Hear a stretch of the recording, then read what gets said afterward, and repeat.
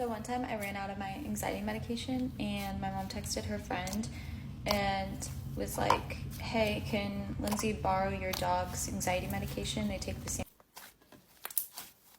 This is why you should never look through someone else's things. Once there was a girl named Ryoko who had a really weird roommate in college, but when she tried to look through her things, she found something that terrified her. Ryoko's roommate was named Yuki, and Yuki was someone who always kept to herself. She didn't speak much and she rarely left the room. But after living with her for a while, Ryoko realized that Yuki would always sneak out in the middle of the night and not come back for a really long time. This made Ryoko really curious and maybe just a little bit suspicious. So one day Ryoko decided to follow her. She pretended to be asleep and waited until Yuki left. Then Ryoko waited a few more minutes and followed Yuki, always staying in the shadows to not be noticed. After about 30 minutes, they ended up at the cemetery. Ryoko watched as Yuki leaned over a grave, embracing it and laughing hysterically. This scared Ryoko so much that she ran away terrified. She came home, went to bed, and waited for Yuki to come back. But the next morning, things became even more strange. Ryoko woke up and heard that last night something unbelievable happened to her roommate. Something that no one can explain.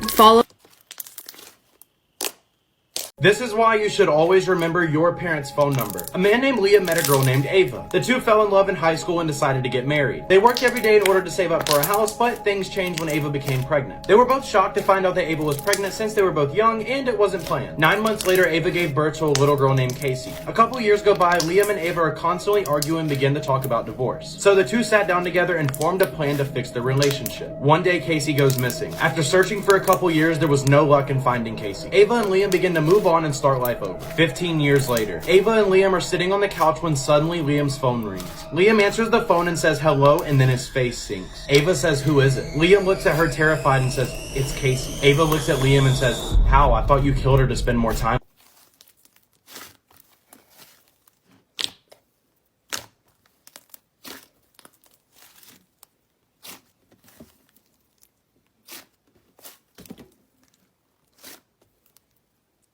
Am I the asshole for not wanting to have kids? When I was 24, I had a baby with Liz. We trucked along for 5 years and then we got divorced. The kid, Jane, was very upset by the whole thing. I never really wanted kids and Jane was a mistake. I realized after we had her exactly how child-free I wanted to be. At first, we basically had 50-50 custody while we got it formally figured out. We just worked around our schedules and while we both worked, she spent time with her grandparents.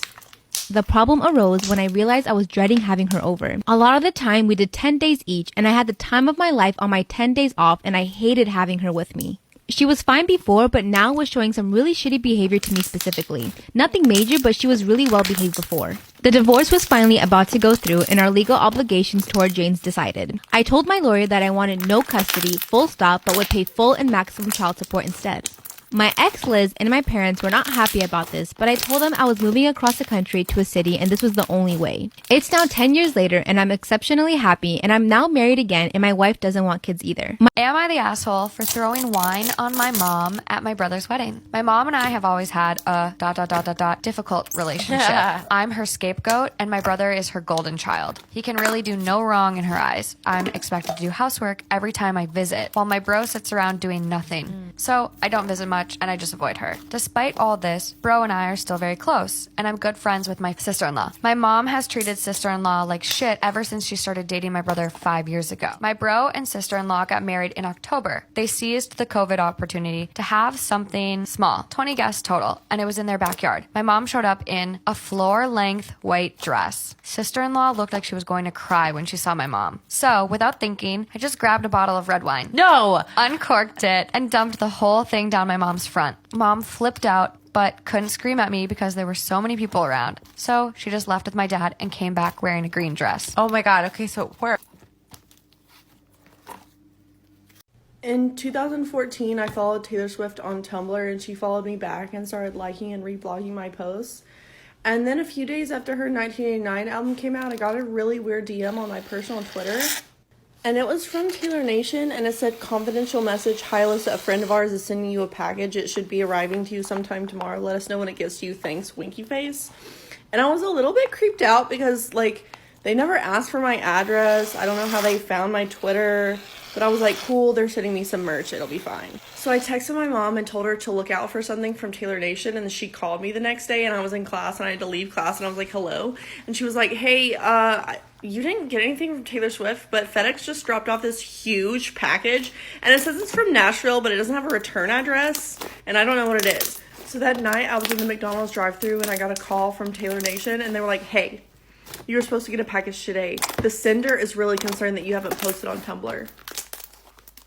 Story time of how my stepmom got so jealous of me and my dad's bond that she plotted to kill me. So I never really liked my stepmom in the first place because she was a little controlling over my dad, and I just knew that she hated me and I really hated her too. But you know, my dad was in love and he seemed happy, so I didn't really say anything. And my dad would always take me to lunch on Saturdays and Sundays, and we'd have like a dad-daughter bonding day, I guess. And me and my dad were just super close. And every single weekend, me going to lunch with him would start an argument between them two because she said I was taking time away from them two. My dad really never chose sides, but I never really got involved in the relationship as much as I hated her because I just loved seeing my dad happy. Also, at this time, I was 15. And what I'm about to say next might sound just a little crazy and unbelievable, but I'm not sure who she was on the phone with. But while on the phone with somebody, she was talking about getting rid of me. Mind you, my mom had passed away when I was younger, and I really had no other family to go to. Now, this is where the story takes a turn for the worse and she tries to get rid of me. I'm running out of time, like, for the crazy part too.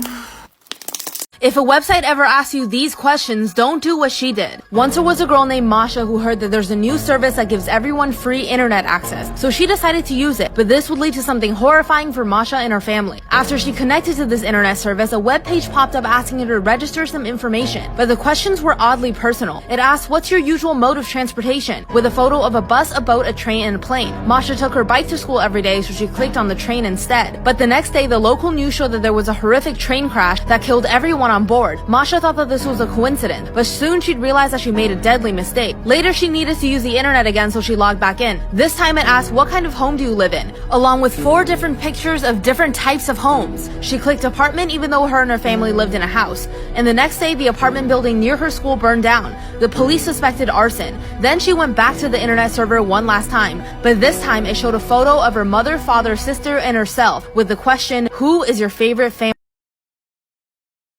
Part 2 of how my stepmom got so jealous of me and my dad's bond that she plotted to kill me. Continuing on with the story, I don't know who she was on the phone with, but I overheard her on the phone saying that she was going to get rid of me. And honestly, I didn't really care and I didn't really think anything of it because I knew she was crazy, but I didn't think she was that crazy. So all of a sudden, she started making me breakfast. And I'm not a breakfast person. I can't eat right when I get up. So every time she would make me breakfast, I'd be like, thanks, but I'm not hungry. And she would get so mad. Like, so freaking mad. I'm not gonna get into all the little details, but comes to find out, she was putting rat poison in my food. She had set up cameras in my room. And I don't know what kind of sense this makes. I think she's just crazy, but she started to hide snakes in my room and claim it was my fault that the snakes were coming in my room. Yeah, doesn't really make any sense. Once I told my dad and my dad got out of his little in love stage with her, he finally stepped up and said something to her, and she admitted that she wanted me dead. He eventually called the cops, and to this day, she is in jail for attempted murder. Oh, did I forget to mention the day that he broke up with her, she tried to stab me in the throat.